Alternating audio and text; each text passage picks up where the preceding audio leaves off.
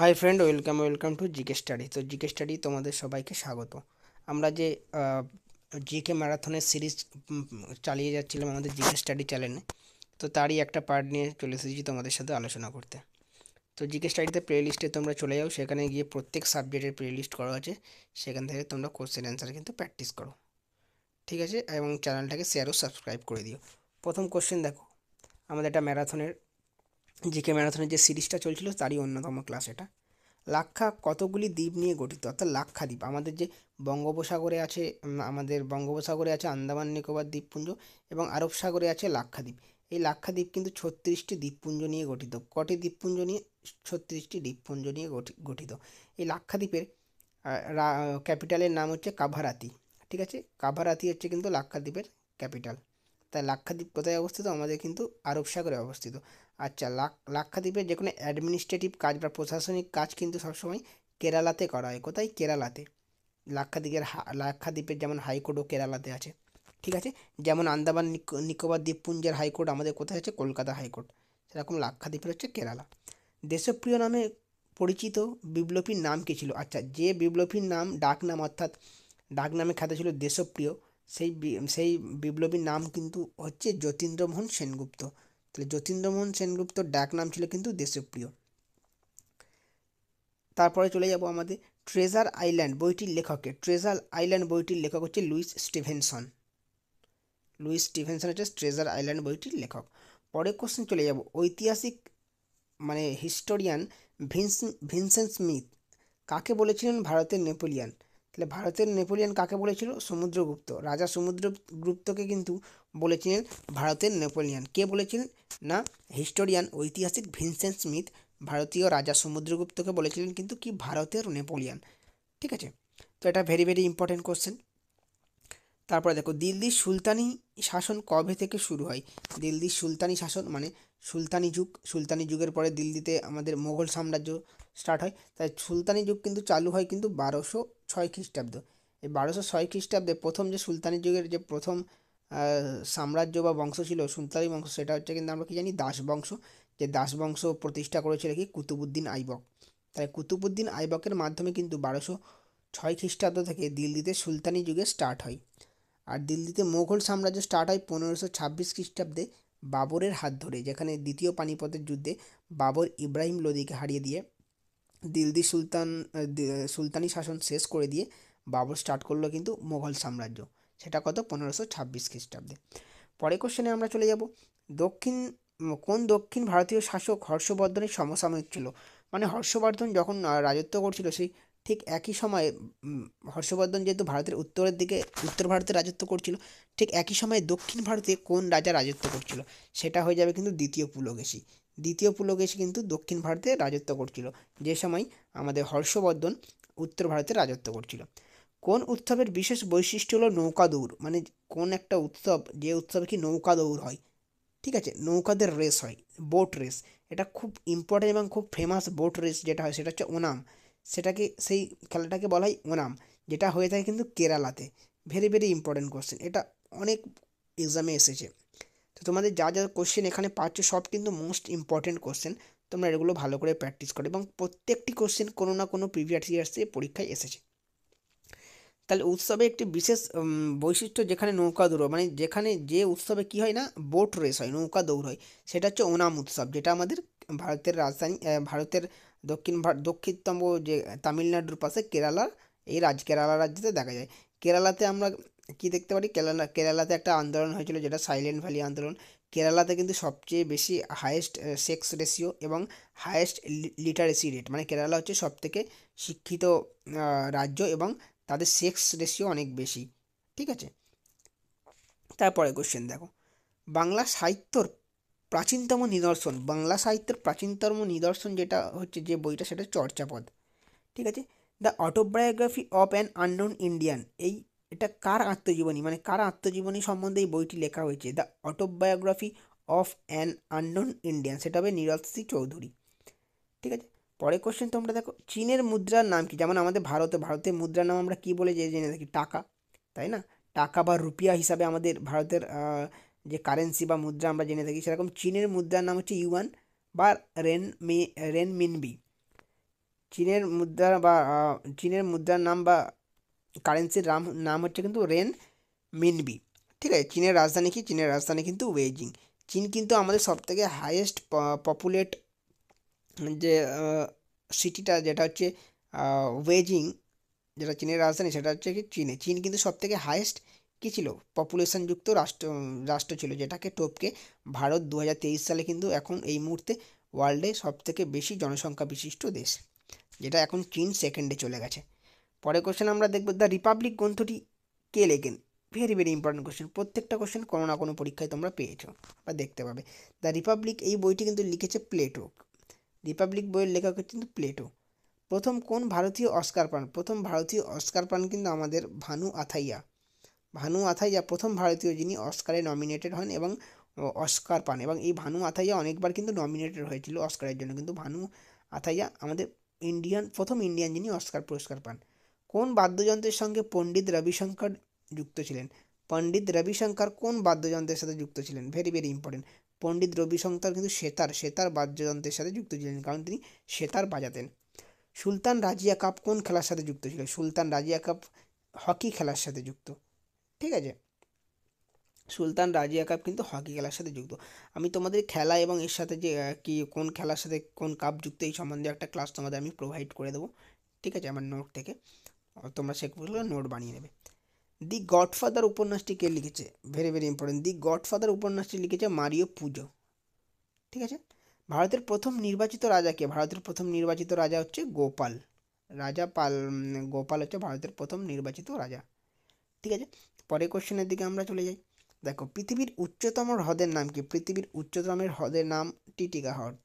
Titicaca হ্রদ কিন্তু পৃথিবীর সবথেকে উচ্চতম হ্রদের নাম। পৃথিবীর সবথেকে ডিপেস্ট অর্থাৎ সবথেকে গভীরতম হ্রদের নাম কি আমরা জানি কিন্তু বৈকাল হ্রদ, যেটা রাশিয়ার সাইবেরিয়াতে অবস্থিত, পৃথিবীর সবথেকে গভীরতম হ্রদের নাম। আর পৃথিবীর সবথেকে উচ্চতম হ্রদের নাম আমরা কি জানলাম? টিটিকাকা। ঠিক আছে, লার্জেস্ট হ্রদ যদি বলে আমরা জানবো কিন্তু কাস্পিয়ান সাগর। তারপরের কোশ্চেন দেখো, হায়দ্রাবাদ শহরটি কোথায় বা কোন নদীর তীরে অবস্থিত? হায়দ্রাবাদ শহরটি কিন্তু হচ্ছে মুসি নদীর তীরে অবস্থিত। হায়দ্রাবাদের সাথে আরেকটা শহর যেটা হচ্ছে সেকেন্দ্রাবাদ, এই দুটো শহরকে একসাথে বলা হয় যমজ শহর। তাহলে হায়দ্রাবাদের যমজ শহর হচ্ছে সেকেন্দ্রাবাদ। ঠিক আছে, বা তোমার অপশানে 4টে অপশান দিয়ে দেবে, সেখানে বলবে হায়দ্রাবাদ এবং সেকেন্দ্রাবাদ তারা হচ্ছে যমজ শহর। তাহলে হায়দ্রাবাদ কোথায় অবস্থিত? মুসি নদীর তীরে অবস্থিত, যেটা আমরা তেলেঙ্গানার রাজধানী হায়দ্রাবাদ আমরা জানি। বৃহত্তম সামুদ্রিক পাখি হচ্ছে অ্যালবাস্ট। ঠিক আছে, পৃথিবীর দীর্ঘতম রেলওয়ে প্ল্যাটফর্মের নাম কি? পৃথিবীর দীর্ঘতম রেলওয়ে প্ল্যাটফর্ম আমাদের ভারতের গোরখপুর উত্তরপ্রদেশে কিন্তু অবস্থিত। Largest longest railway platform in the world হচ্ছে আমাদের কিন্তু গোরখপুর, যেটা উত্তরপ্রদেশে ভারতের মধ্যে অবস্থিত। ভারত ও চীনের মধ্যে যে সীমানা, ভারত ও চীনের মধ্যে সীমানাকে আমরা বলি ম্যাকমোহন লাইন। কি বলে থাকি আমরা? McMahon line. ঠিক আছে, এছাড়া আর একটা থাকে বলছে, এছাড়া ভারত ও পাকিস্তানের মধ্যে আমরা কি জানি? Radcliffe line. ঠিক আছে, আর ভারত বাংলাদেশের মধ্যে আমরা কি জানি? সেটাও র্যাডক্লিফ লাইন। ভারত চীনের মধ্যে কিন্তু আমরা ম্যাকমোহন লাইন হিসাবে যে বর্ডারটা, সেটা কিন্তু জেনে থাকি। সিন্ধু সভ্যতার লোকেরা কোন ধাতুর ব্যবহার জানতো না? সিন্ধু সভ্যতার লোকেরা কিন্তু লোহার ব্যবহার জানতো না। তারা কি তামার ব্যবহার জানতো, কিন্তু তারা কিন্তু লোহার ব্যবহার সিন্ধু সভ্যতার মানুষেরা জানতো না। ঠিক আছে, সিন্ধু সভ্যতার প্রথম যে শহরটা আবিষ্কার হয়েছিল সেটা কি? সেটা কিন্তু আমরা কি বলি? হরপ্পা। ঠিক আছে, বায়ুতে কোন উপাদান সবচেয়ে বেশি পরিমাণে থাকে? দেখো, বায়ুতে সবচেয়ে বেশি পরিমাণে কিন্তু থাকে নাইট্রোজেন, 78%, নিয়ারলি 78%, অর্থাৎ প্রায় 78%-এর কাছাকাছি কিন্তু বায়ুতে কী থাকে? নাইট্রোজেন থাকে। তারপরে সেকেন্ড লার্জেস্ট যে এলিমেন্ট, মানে সেকেন্ড সবথেকে বেশি যে এলিমেন্টটা পাওয়া যায় সেটা হচ্ছে আমাদের অক্সিজেন, যেটা আমাদের খুবই কাজে লাগে। তাহলে সবচেয়ে বেশি পরিমাণে বায়ুতে থাকে কিন্তু আমাদের নাইট্রোজেন, তারপরে থাকে অক্সিজেন, এবং তারপরে আরও আছে যেমন হচ্ছে আর্গন, এবং কার্বন ডাইঅক্সাইড থাকে কিন্তু 0.03%। ঠিক আছে, যদি এরকম করে বায়ুতে কোন নিষ্ক্রিয় গ্যাস সবচেয়ে পরিমাণ বেশি আছে, সেটা হয়ে যাবে আর্গন। আর্গন হচ্ছে নিষ্ক্রিয় গ্যাস একটা, আরও 4-5টা নিষ্ক্রিয় গ্যাস আছে, আর্গন, নিয়ন, জেনন, কিন্তু বায়ুতে থাকে কিন্তু আর্গন সবথেকে বেশি পরিমাণে থাকে নিষ্ক্রিয় গ্যাসের মধ্যে। কোন রাজা শিলাদিত্য নামে পরিচিত? Very very important question. Siladitya নামে পরিচিত কিন্তু কি? আমাদের হর্ষবর্ধন। রাজা হর্ষবর্ধন কিন্তু আমাদের শিলাদিত্য নামে পরিচিত। ঠিক আছে, হর্ষবর্ধনের লেখা বইয়ের নাম আমরা কি জানি? সে হর্ষবর্ধনের লেখা রত্নাবলী, প্রিয়দর্শিকা। হর্ষবর্ধন কিন্তু একটা কবি ছিল, কাব্যিক ভাব ছিল হর্ষবর্ধন, রাজা হর্ষবর্ধনের মধ্যে, ঠিক আছে। তো তিনি প্রিয়দর্শী, রত্নাবলী এইসব বই লিখেছেন। হর্ষবর্ধনের একটা যে উপাধি ছিল তাকে আমরা শিলাদিত্য উপাধি নামে জানি। তারপরে দেখো লাইফ সায়েন্স থেকে কোশ্চেন, মানব দেহে কোন অঙ্গ থেকে ইনসুলিন খরিত হয়? দেখো ইনসুলিন খরিত হয় কিন্তু মানব দেহের অগ্নাশয় থেকে। কোথায় থেকে? অগ্নাশয়। অগ্নাশয় থেকে মানুষের কী হয় না, ইনসুলিন খরিত হয়। ইনসুলিন খরিত হয় অগ্নাশয় থেকে। অগ্নাশয় হচ্ছে একটা কিন্তু মিক্সড গ্ল্যান্ড, মানে হচ্ছে মিশ্র গ্রন্থি। মানে অগ্নাশয় হচ্ছে অন্তঃক্ষরা গ্রন্থি হিসাবেও কাজ করে, আবার বহিঃক্ষরা গ্রন্থি হিসাবেও কাজ করে। মানে অগ্নাশয় থেকে এনজাইম উৎসেচকও নিঃসৃত হয়, আবার হরমোনও নিঃসৃত হয়। ওই জন্য অগ্নাশয়কে বলা হয় মিক্সড গ্ল্যান্ড বা মিশ্রগ্রন্থি বলা হয়ে থাকে। অগ্নাশয়ের মধ্যে কিছু কোষ থাকে, যেমন আলফা কোষ, বিটা কোষ। আলফা কোষ থেকে নিঃসৃত হয়, আলফা কোষ থেকে কিন্তু গ্লুকাগন বের হয়, এবং বিটা কোষ থেকে কী নিঃসৃত হয়? বিটা কোষ থেকে কিন্তু ইনসুলিন নিঃসৃত হয়, ঠিক আছে। এই ইনসুলিন কী করে? ইনসুলিন কিন্তু আমাদের দেহে সুগারের পরিমাণটাকে কন্ট্রোল করে রক্তের মধ্যে। যদি কোনো মানুষের দেহে ইনসুলিন ক্ষরিত হওয়া কমে যায়, তাহলে তার দেহে কী হবে? তার দেহে কিন্তু চিনির পরিমাণ অর্থাৎ সুগারের পরিমাণ বাড়তে থাকে। তাহলে ইনসুলিন কী করে? আমাদের কিন্তু ব্লাড সুগারকে কন্ট্রোল করে। যেসব মানুষের সুগার দেখা যায় তাদের তাদের অগ্নাশয় গ্রন্থি বিটা সেলের ইনসুলিন কিন্তু ক্ষরিত হচ্ছে না ঠিকঠাকভাবে। তার জন্য তাদের বাইরে থেকে দেখবে ইঞ্জেকশনের মাধ্যমে কিন্তু ইনসুলিন নিতে হয়, যে জন্য রক্তে কিন্তু সুগারের পরিমাণটা কন্ট্রোলে থাকে, ঠিক আছে। চলে যাবো আমরা পরে কোশ্চেন। কোন যুদ্ধে নেপোলিয়ান পরাজিত হয়? বিখ্যাত আমাদের নেপোলিয়ান বোনাপার্ট। নেপোলিয়ান পরাজিত হয় কিন্তু ওয়াটারলু যুদ্ধে, ঠিক আছে। প্রাথমিক রঙগুলি কী কী? মানে প্রাথমিক যে 3টি রঙ আমরা দেখতে পাই, যে রঙগুলোকে মিক্সড করে বিভিন্ন আরও রঙ তৈরি করা যায়, তাহলে প্রাথমিক রঙ কিন্তু আমাদের 3টি আছে, নীল, লাল, সবুজ। আমরা আশা করি এটা সবারই মনে থাকবে। নীল, লাল, সবুজ কিন্তু হচ্ছে আমাদের কিন্তু প্রাথমিক রঙ। একটি ফ্রোজ উপকূলের উদাহরণ, সেটা হচ্ছে নরওয়ে উপকূল, ঠিক আছে। বৌদ্ধদের পবিত্র গ্রন্থগুলি কী ভাষায় লিখো? দেখো বৌদ্ধ ধর্মের যে গৌতম বুদ্ধ, বৌদ্ধ ধর্মের যিনি প্রধান, সে বৌদ্ধদের যে গ্রন্থ হচ্ছে কি ত্রিপিটক। ত্রিপিটক কিন্তু পালি ভাষায় লেখা। ত্রিপিটক কী ভাষায় লেখা? পালি ভাষায়। তোমরা মনে রাখতে পারবে ইজিলি। দেখো ত্রিপিটকের মধ্যে প আছে, প আছে, এবং পালি ভাষার মধ্যেও প আছে প্রথম অক্ষরটা। তাহলে বৌদ্ধ ধর্মের প্রথম যে বৌদ্ধ ধর্মের যে গ্রন্থ ত্রিপিটক, সেটা পালি ভাষায় লেখা। শুষ্ক বরফ কী? শুষ্ক বরফ হচ্ছে কার্বন ডাইঅক্সাইড। শুধু কার্বন ডাইঅক্সাইড না, সলিড কার্বন ডাইঅক্সাইডকে বলা হয় শুষ্ক বরফ। কার্বন ডাইঅক্সাইড তো নর্মালি আমরা গ্যাস হিসাবে পরিচিত, কিন্তু কার্বন ডাইঅক্সাইডটা যখন সলিড হয়ে যায়, ঠিক আছে, তখন তাকে আমরা বলে থাকি কিন্তু শুষ্ক বরফ। সবচেয়ে ভারী ধাতু, সবচেয়ে ভারী ধাতু, ঠিক আছে, সেটা হয়ে যাবে কিন্তু আমাদের অসমিয়াম। অসমিয়াম হচ্ছে কিন্তু সবচেয়ে ভারী ধাতু। যতগুলো ধাতু আছে আমাদের এই পৃথিবীতে আজ পর্যন্ত যতগুলো ধাতু আবিষ্কৃত হয়েছে, সবথেকে ভারী ধাতু হচ্ছে কিন্তু অসমিয়াম। পরের কোশ্চেনে আমরা চলে যাই। পরের কোশ্চেনটা তোমরা লক্ষ্য করে দেখো।